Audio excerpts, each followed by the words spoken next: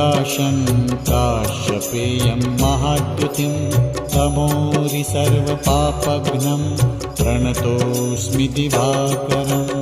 ॐ ह्रां ह्रीं ह्रौं स्वः सूर्याय नमः। ॐ ह्रां ह्रीं ह्रौं स्वः सूर्याय नमः।